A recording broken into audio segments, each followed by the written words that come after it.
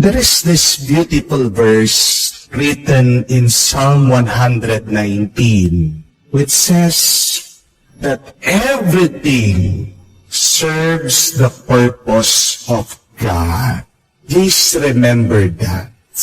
Everything in this world serves the purpose of God. Lahat ng bagay dito sa mundo, lahat na nangyayari sa buhay mo, ay nangyayari para paglingkuran at maganap ang kagustuhan ng Diyos. Both good and bad, it serves the purpose of God. Whether it is beautiful or ugly in your eye, it serves the purpose of God. Maaring sa tingin mo, walang kwenta o nakikinabang ka, hindi lang para sa iyo yan. Nilagay ng Diyos yan sa mundong ito, lalong-lalo na sa buhay mo.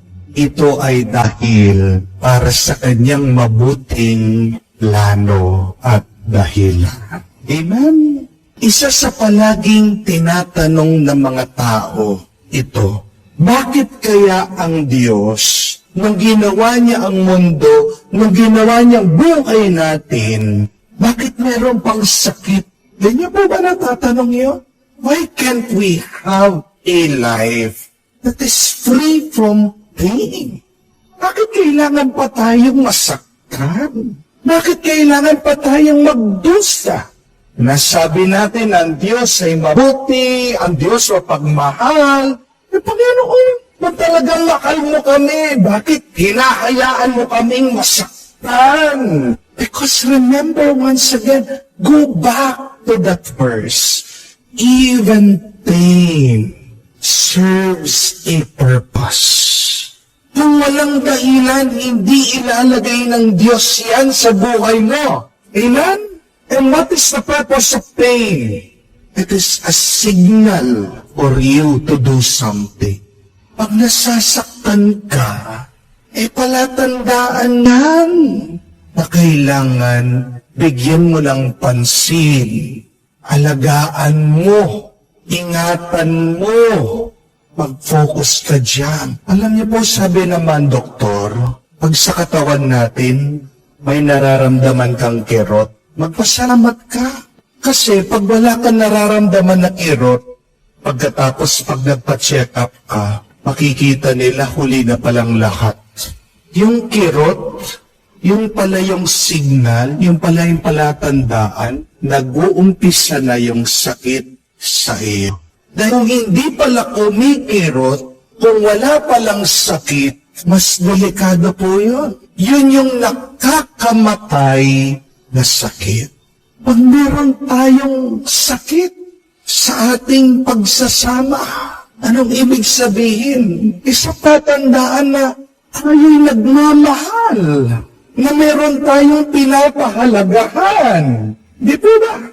Pag nasaktan yung anak mo, nasasaktan ka rin. Di po ba? Pag inawa yung anak mo, at wala kang pakialam, anong ibig sabihin? Hindi mo mahal ang anak mo. Di po ba? Kung kabili-bili pa lang nasasakyan mo, nasagi na, nagasgas na mararamdaman mo. Pag nainis ka, ibig sabihin, pinapahalagan mo sa sakyan mo. Pero pag nabanggayan, at wala lang sa'yo, anong ibig sabihin? Mayaman ka, wala kang pakialam. Kasi makakabili ka ulit na sasakyan. Di po ba? Ibig sabihin, walang halaga yung sasakyan sa iyo. Amen? Lahat ng bagay sa buhay natin may dahilan. At ano ang dahilan? Yan ay nilagay ng Diyos para maipakita ang kanyang kagandaang loob.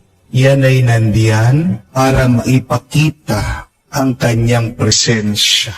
Naglalagay ng mga bagay o karanasan ang Diyos sa ating buhay para din sa atin, para sa ikabubuti natin.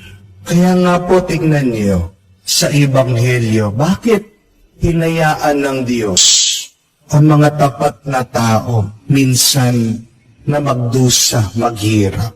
Si Zacarias, tapat naman pong nagsaserve sa templo, naglilingkod sa templo, pero napipi siya. Itong kanyang asawa, si Santa Isabel, si Elizabeth, hindi naman masamang tao. Napahiya sa mga tao dahil ang tagal-tagal na, tumanda na, baog, walang anak. Meron din palang dahilan, yung pagkapipi, yung pagkabaog nila, kasi gagawa ng isang milagro ng Diyos. Mula sa kanila, magpapakita ng isang nakakamangha na tanda ang Diyos. Kahit na tumanda na sila, ginamit pa rin sila ng Diyos.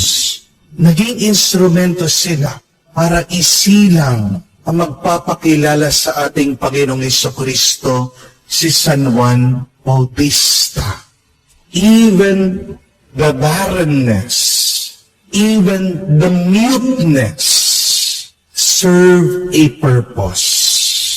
God used that as a sign of something miraculous to come.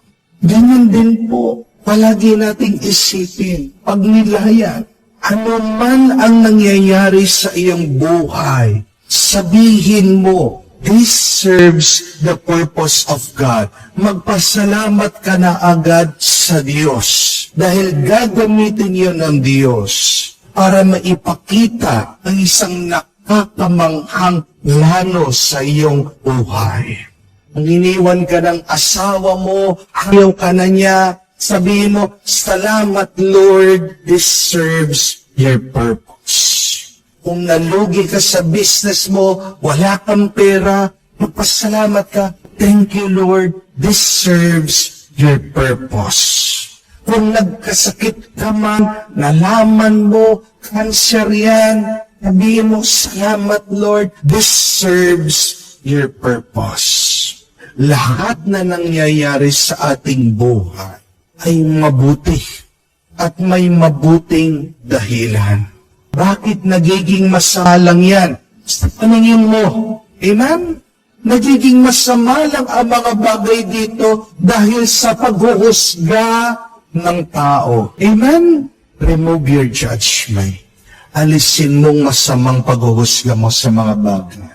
Because it may not serve your purpose now, but in the end, in the long run, it will serve the greater purpose of God. Maaring walang pakinabang sa iyo yung karanasan mo. Wala kang nakikitang mabuting balik sa iyo yun. Hindi pa ngayon. Tandaan mo yan. Dahil ang mas magandang plano at layunin ng Diyos, mas magandang kabutihan ang tatanggapin mo mula sa Kanya. Meron po ako nakausap. Tinatanong niya sa Diyos, bakit binigyan siya ng cancer? Pag-serve naman po siya sa simbahan.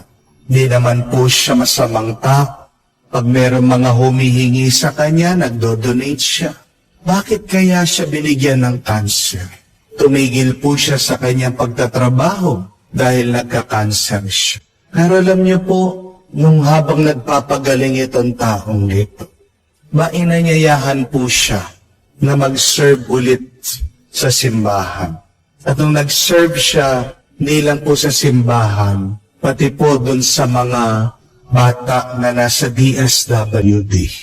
Sabi niya, Father, nagpapasalamat ako dahil kung hindi siguro ako nagkasakit. Una, hindi ako nakapagpahinga.